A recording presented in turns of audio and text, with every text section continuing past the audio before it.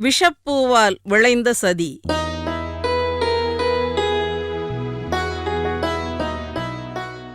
திருமூலர். நான் இல்லை, நான் மூலன் இல்லை என்றான் மூலன். பஞ்சாயத்தில் கூடியிருந்தவர்கள் அத்தனை பேரும் கொல்லென்று சிரித்தார்கள். இப்படிதாங்க, நான் உன் புருஷன் இல்லை, உன் புருஷன் செத்துப் போயிட்டான்னு சொல்றாருங்க. உயிரோட கண்ணு முன்னால நின்னுகிட்டு இப்படி சொன்னா என்ன அர்த்தம்? அதாங்க பஞ்சாயத்துக்கு வந்தேன், நீங்க தான் நல்ல புத்தி சொல்லணும் என்று அழுதாள் மூலனின் மனைவி. என்னடா மூலா, கிறுக்கு பிடிச்சிடுச்சா?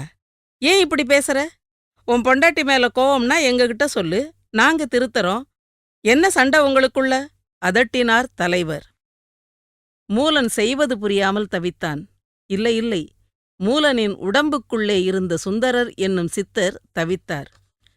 பசுக்களின் மேல் அன்பு கொண்டு தான் செய்த காரியம் இப்படி ஒரு இக்கட்டில் கொண்டு வந்து விட்டுவிட்டதே. சித்தர் சுந்தரர் ஆகாய மார்க்கமாக தேச சஞ்சாரம் செய்து கொண்டிருந்தார். வழியில் ஒவ்வொரு திருத்தலமாக இறங்கி இறைவனை தரிசித்துவிட்டு வந்து கொண்டிருந்த போதுதான் காவிரிக் கரையோரமாக பசுக்கூட்டம் ஒன்று அழுது கொண்டிருப்பதைக் கண்டார். பரிதாபம் கொண்டார். காரணம் அறிய கீழே இறங்கினார். அங்கே பசுமேய்க்கும் மூலன் என்பவன் பாம்பு கடித்து இறந்து போயிருந்தான். அவன் உடலைச் சுற்றி நின்று பசுக்கள் அழுது கொண்டிருந்தன. புல் மேயக்கூட போகாமல் பசியுடனே கதறிக்கொண்டு மூலனின் முகத்தை நக்கியும் உடலை வருடியும் எழுப்ப முயன்று கொண்டிருந்தன. பசுக்களின் சோகம் சித்தர் மனத்தை வருத்தியது. இடையன் உயிரோடு எழுந்து வந்தால் தவிர பசுக்களின் துயரம் போகாது என்று உணர்ந்தார் அவர். யோசித்தார். உடனே தன் உடலை ஒரு இடத்தில் பத்திரமாக ஒளித்து வைத்துவிட்டு இடையன் மூலனின் உடலில் கூடு விட்டு கூடு பாய்ந்தார். மூலன் உடல் உயிர் பெற்றது. மூலன் எழுந்தான்.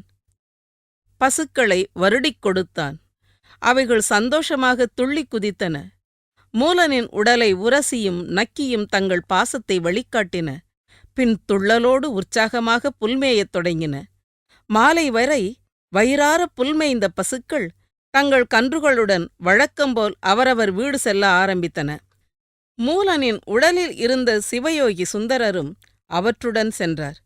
எல்லா பசுக்களும் பத்திரமாக வீடு செல்லும் வரை பார்த்து கொண்டிருந்தவர் இனி மூலனின் உடலை விட்டு தன் உடலுக்குச் செல்லலாம் என்று இருந்தபோதுதான் இடையன் மூலனின் மனைவி ஓடி வந்தாள். மாடெல்லாம் வந்துடுச்சே, உன்னை காணோமேன்னு நினைச்சேன். நீ ஏன் இங்கே நின்னுகிட்டு இருக்க? வா மச்சான், வீட்டுக்கு போலாம் என்றபடி அவன் கையை பிடித்து இழுத்தாள். பெண்ணே, தொடாதே, நான் உன் கணவன் இல்லை, அவன் இறந்து விட்டான் என்று கூறி விலக முயற்சி செய்தார் சுந்தரர். ஆனால் அவள் விடவில்லை. இதோ கிராம பஞ்சாயத்து வரை வழக்கு வந்துவிட்டது. சுந்தரர் முடிவெடுத்தார். இனி வேறு வழியில்லை, எல்லாவற்றையும் சொல்லிவிட வேண்டியதுதான். சுந்தரர் பஞ்சாயத்தில் நடந்தவற்றைச் சொல்லி மூலன் உடலை விட்டு விலகி அரூபமாக நிற்க மூலன் உடல் கீழே விழுந்தது. மறுபடியும் அவன் உடலில் புகுந்து எழுந்து நின்று உண்மையை நிரூபித்தார் சுந்தரர். பஞ்சாயத்தில் இருந்தவர்கள் தங்கள் கண்முன் நிகழ்ந்த அதிசயத்தால் சுந்தரர் சொன்னதை ஏற்றுக்கொண்டு மூலனின் மனைவியை சமாதானப்படுத்தி அழைத்துச் சென்றார்கள். நிம்மதி அடைந்தார் சுந்தரர். ஆனால் அது சிறிது நேரம் கூட நிலைக்கவில்லை. அவர் தன் உடலை மறைத்து வைத்திருந்த இடத்திலிருந்து அது காணாமல் போயிருந்தது.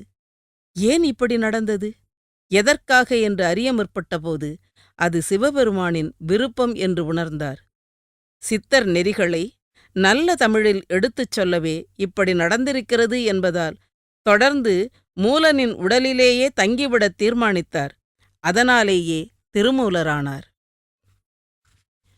அங்கிருந்து புறப்பட்டு ஆடுதுறை சென்றார். அங்குள்ள கோயிலுக்குச் சென்றவர் இறைவனை வணங்கிவிட்டு யோகத்தில் ஆழ்ந்தார். இங்கிருந்தபடிதான் வருஷத்துக்கு ஒரு பாடலாக நன்னெறிகளை விளக்கும் திருமந்திரம் எழுதினார் திருமூலர். திருமந்திரத்தில் உள்ள மொத்த பாடல்கள் 3000. கைலாய மலையில் சிவபெருமானின் பூதகணங்களில் முதன்மை பெற்ற நந்தீசரின் சீடர் திருமூலர். சிவபெருமானிடமும் நந்தியிடமும் நேரடியாக உபதேசம் பெற்றவர்.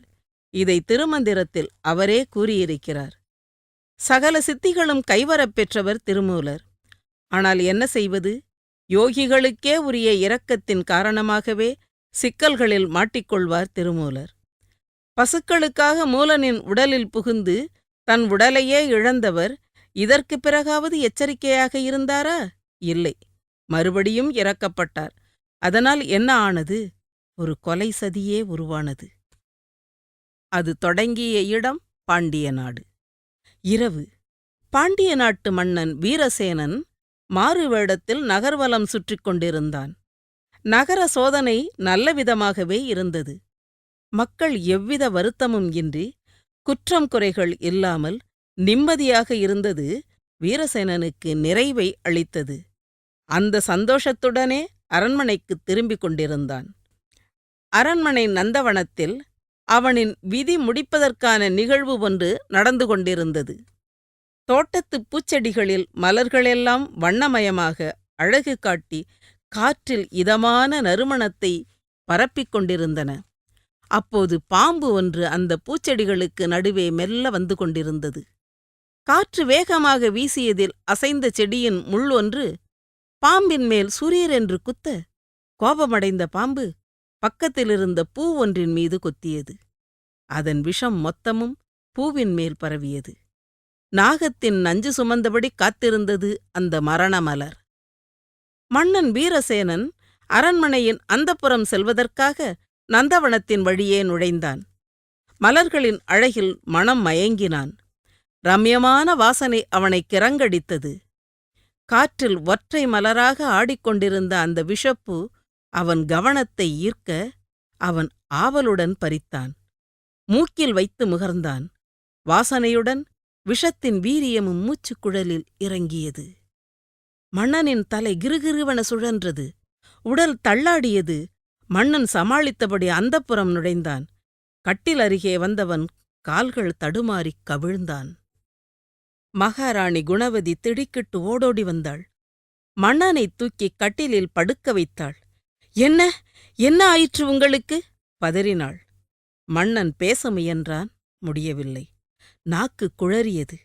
மெல்ல மெல்ல பரவிய விஷம் நிதானமாக அவன் உயிரை உறிஞ்சியது. மகாராணி மன்னனைத் தொட்டு உலுக்கினாள், எழுப்பினாள். எந்த அசைவும் இல்லை. வைத்தியர்கள் ஓடோடி வந்தனர். மன்னனை பரிசோதித்தனர். அவன் இறந்துவிட்டதை அறிந்து அதிர்ந்தனர். மகாராணியிடம் தயங்கித் தயங்கித் தகவல் தெரிவித்தனர். சேதி கேட்டதுமே மயங்கி விழுந்தாள் குணவதி. வீரசேனனின் தாயும் தந்தையும், தள்ளாத இந்த முதுமை காலத்தில் எங்களை தவிக்கிவிட்டு போனாயே வீரசேனா என்று கதறினார்கள். மன்னன் மரணமடைந்த செய்தி நாட்டு மக்களிடையே பரவி அவர்களும் அரண்மனை வந்து சேர்ந்தனர். சத்திய வேந்தனாயிற்றே எங்கள் மன்னன், அவனைக் கூடவா மரணமழைக்கும் என்று மன்னன் புகழ் சொல்லி அழுதனர். மகாராணி குணவதி மயக்கம் கலைந்து எழுந்தாள். மஞ்சள், குங்குமம், தாலிபாக்கியம் அனைத்தையும் பறித்துக்கொண்டு மன்னன் விண்ணுலகு பறந்துவிட்டான் என்பதை அவளால் தாங்கவே முடியவில்லை. நெஞ்சே வெடித்துவிடும் போலிருக்க குணவதியின் அடித்தொண்டையிலிருந்து பீரிட்டுக் கிளம்பியது அழுகை ஒலி. அது ஆகாயம் வரை சென்று எதிரொலித்தது. மேகங்களை ஊடுருவிச் சென்று கொண்டிருந்த திருமூலரையும் தாக்கியது. ஏன் இந்த அழுகைக் குரல்? எங்கிருந்து வருகிறது? திருமூலர் நிதானித்துக் கீழே பார்த்தார். சித்தபுருஷரான அவர் அனைத்தையும் தன் ஞானத்தால் புரிந்து கொண்டார். வருத்தம் கொண்டார். அடுத்துச் செல்லவே முடியாதபடி அழுகைச் சத்தம் அவரை கட்டிப்போட்டது. நிமிட நேரத்தில் அவர் ஒரு முடிவுக்கு வந்தார்.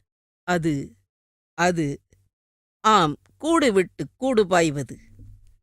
மகாராஜா வீரசேனனின் உடலில் செல்ல தீர்மானித்த திருமூலர் பாண்டிய நாட்டின் சதுரகிரி மலைக்குச் சென்றார். அங்கிருந்த குகை ஒன்றில் தன் உடலைக் கிடத்தியவர் கண்களுக்குத் தெரியாத சூட்சும உடலுடன் புறப்பட்டார்.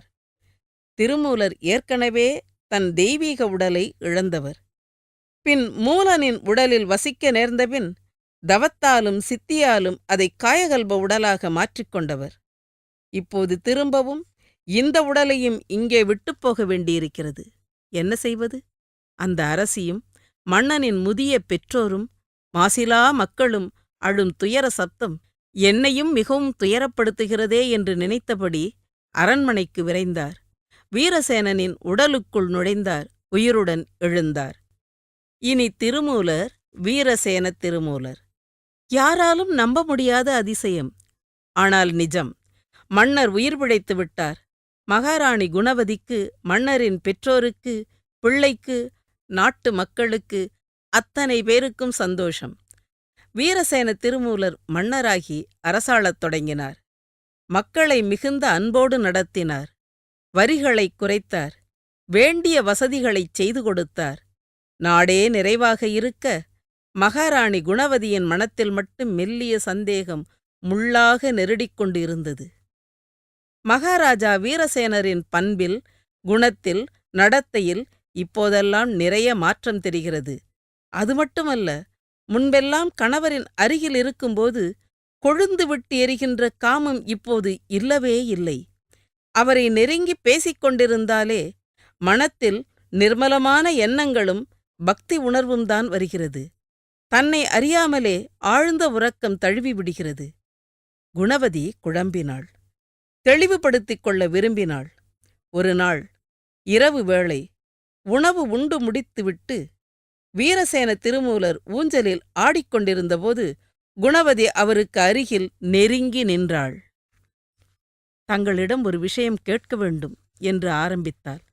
தயங்காமல் கேட்கலாம் குணவதி. நீங்கள் யார்? இதென்ன கேள்வி? நான் வீரசேனன், உன் கணவன். என்ன திடீர் சந்தேகம்? நீங்கள் என் கணவர் என்பதை என் கண்கள் ஒப்புக்கொள்ளுகின்றன. மனம்தான் மறுக்கிறது. எதனால்? உங்களுக்கு முன்கோபம் அதிகம். யார் தவறு செய்தாலும் பொறுத்துக்கொள்ள மாட்டீர்கள். உடனே தண்டனை அளிப்பீர்கள். இப்போதோ உங்களிடம் கருணை மிகுந்து இருக்கிறது. கொலை குற்றவாளியை கூட மன்னிக்கிறீர்கள். பேசிப் பேசியே அவர்களை திருத்தி விடுகிறீர்கள். மக்கள் உங்களின் அரசை ராமராஜ்யமாகவே உணர்கிறார்கள். அது மட்டுமில்லை, முன்பெல்லாம் இராஜாங்க காரியம் முடிந்தவுடனேயே அந்தப்புறமே கதியாக என் அருகிலேயே இருப்பீர்கள். இப்போது பொழுதெல்லாம் சிவாலயத்திலேயே இருக்கிறீர்கள். என்னை தீண்டுவதே இல்லை. உங்களின் அருகில் இருக்கும்போது எனக்கும் கூட எந்த ஆசைகளும் தோன்றுவதில்லை.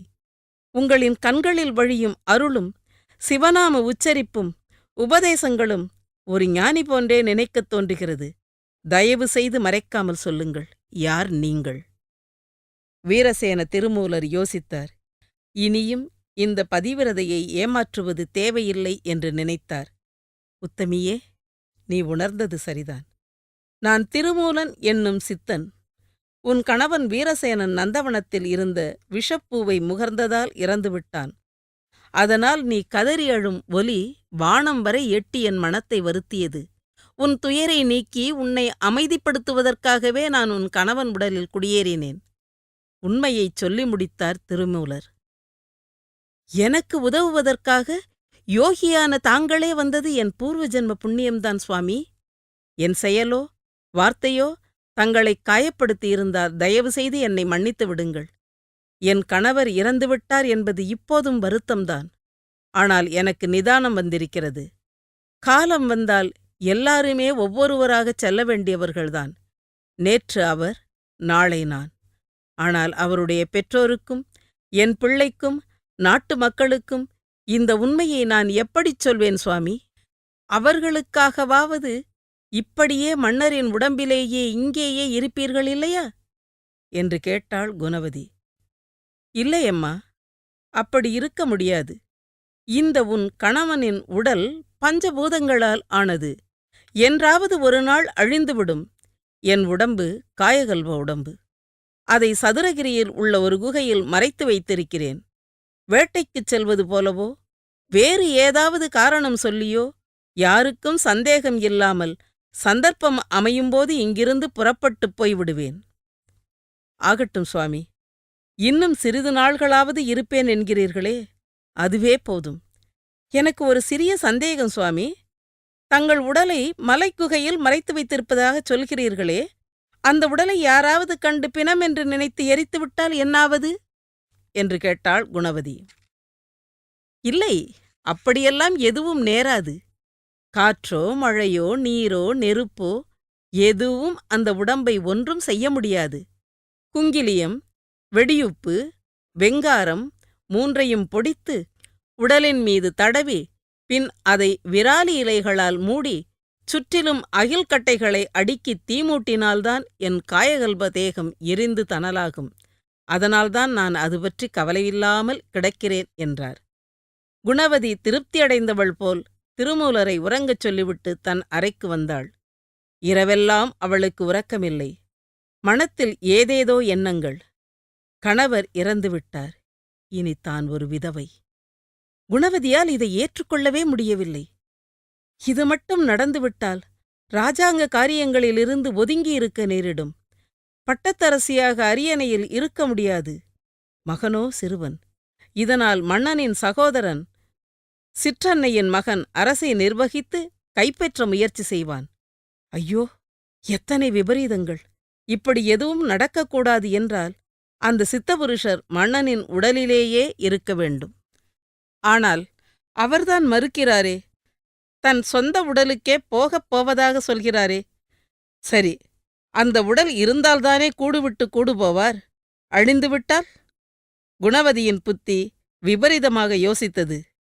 ஐயோ, இதுவும் ஒரு கொலை போல்தானே என்று தோன்றினாலும் தான் சுகமாக வாழ்க்கை நடத்த வேண்டுமானால் வேறு வழியில்லை என்று மனது சுயநலமாகச் சொல்லிக் கொண்டது. தீர்மானத்துக்கு வந்ததுமே சுறுசுறுப்பாக செயலில் இறங்கினாள் குணவதி. நம்பகமான அரண்மனை வீரர்களை அழைத்தாள். அவர்களிடம் விவரம் ஏதும் சொல்லாமல், சதுரகிரி மலை குகையில் ஒரு துறவியின் உடல் கிடக்கிறது, அதை எடுத்து நல்லவிதமாக எரித்து விடுங்கள் என்று சொல்லி உடலை எரிக்க வேண்டிய முறையையும் விவரமாகச் சொல்லி அனுப்பினாள். அரசி சொல்லி அனுப்பியபடியே வீரர்கள் உடலை எரித்து முடித்தார்கள். மகாராணி மகிழ்ச்சி அடைந்தாள். இனி யோகியார் எப்போதும் தன்னுடன் இருப்பார் என்று நம்பினாள். அதே சமயத்தில் வீரசேன திருமூலர் வேட்டைக்குப் போவதாக வீரர்களிடம் சொல்லிவிட்டு தான் மட்டும் தனியே காட்டுக்குள் சென்றார். இனி இப்படியே கிளம்பிவிட வேண்டியதுதான் என்று தன் உடலில் புகுந்து கொள்வதற்காக சதுரகிரி மலைக்குச் சென்றார். குகைக்குள் நுழைந்தார். தன் காயகல்ப உடல் அங்கே எரிக்கப்பட்டிருப்பதைக் கண்டார். துக்கம் கொண்டார். முக்காலமும் அறிந்து கொள்ள முடிந்த அவரால் இது எப்படி நடந்தது என்பதை புரிந்து கொள்ளவும் முடிந்தது. குணவதி எப்போதும் தான் நித்திய சுமங்கலியாக இருக்க வேண்டும் என்ற ஆசையிலேயே இப்படிச் செய்திருக்கிறாள் என்று அறிந்து கொண்டார். குணவதியின் மேல் அவருக்கு கோபம் வரவில்லை. அவரவர் கோணத்திலிருந்து பார்த்தார். அவரவர் செய்தது சரியே. குணவதியின் நிலையில் அவள் மீது என்ன குற்றம் சொல்வது? திருமூலருக்குச் சிரிப்புத்தான் வந்தது. 2ஆம் முறையாகவும் உடலை இழந்து விட்டோம். இனி என்ன செய்வது? மன்னனின் உடலிலேயே நீண்ட நாள் இருக்க முடியாது. தேடிக் கண்டுபிடித்து அழைத்துப் போய் விடுவார்கள். யோசித்தபடியே நதிக்கரைக்கு நடந்தார். விடியல் பொழுதில் காலை கடன்களை முடித்து நதியில் மூழ்கி எழுந்தவர் கரையில் ஓர் இளைஞன் அசையாமல் உட்கார்ந்திருப்பதைக் கண்டார். நெருங்கி பார்த்தபோதுதான் அவன் உட்கார்ந்த நிலையிலேயே இறந்துவிட்டான் எனத் தெரிந்தது. அவன் ஜம்புகேஸ்வரன். பிராணாயாம பயிற்சி மேற்கொண்டவன். முறையான குருவின் ஆலோசனை இல்லாமல் முரட்டுத்தனமாக மூச்சை இழுத்து நிறுத்த முயன்றதால் மரணமடைந்து விட்டான். திருமூலர் அவன் நிலையறிந்து வருந்தினார். சரி, ஆண்டவனே அடுத்து ஒரு உடலை கைகாட்டியிருக்கிறான் என்று நினைத்துக்கொண்டு வீரசேனனின் உடலில் இருந்து ஜம்புகேஸ்வரன் உடலுக்கு கூடுவிட்டு கூடு பாய்ந்தார். அடுத்து வீரசேனன் உடலை என்ன செய்வது? குணவதி நித்திய சுமங்கலியாக இருக்க விரும்பினாள். எனவே வீரசேனனை சிரஞ்சீவித்தன்மை உடையவனாக்க வேண்டும். என்ன செய்யலாம்? திருமூலர் சுற்றுமுற்றும் பார்த்தபோது அருகில் யானை உண்டி என்கிற பெரிய அகலமான மரத்தைக் கண்டார். அந்த மரத்தின் பெரிய பொந்துக்குள் அரசனின் உடலை வைத்து சிரஞ்சீவித்தன்மைக்காக சில மூலிகைகளை அரைத்துப் பூசி அந்த மரத்தின் பொந்தை மந்திரத்தால் மூடினார். அரச உடலை வைத்திருக்கும் இந்த மரமும் இதன் இனமும் இனிமேல் அரசமரம் என்று அழைக்கப்படட்டும் என்றார். அதன்படியேதான் இப்போதும் அழைக்கப்படுகிறது. அதன் பிறகு சதுரகிரி காட்டிலேயே ஆசிரமம் அமைத்து தங்கினார் ஜம்புகேஸ்வர திருமூலர். அங்கு கடும் தவத்தில் ஈடுபட்டு மீண்டும் தன் உடலை காயகல்ப உடலாக மாற்றிக்கொண்டார். இவருக்கு பின்னாளில் நிறைய சீடர்கள் ஏற்பட்டனர். இவரின் உபதேசங்களை மக்களிடம் கொண்டு சேர்த்து அவர் புகழை பரப்பினார்கள்.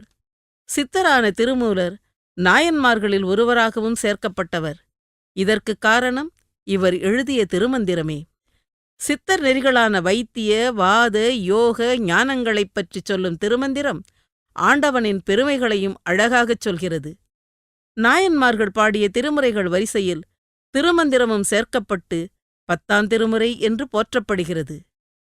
உடம்பினை முன்னம் இழுக்கென்று இருந்தேன், உடம்பின் உள்ளே உருபொருள் கண்டேன், உடம்புள்ளே உத்தமன் கோயில் கொண்டான் என்று உடம்பினை யான் இருந்து ஓம்புகின்றேனே என்று பாடிய திருமூலர் இறுதியில் தில்லையில் சமாதி கொண்டார், சுயம்பு லிங்கமாக எழுந்தருளினார்.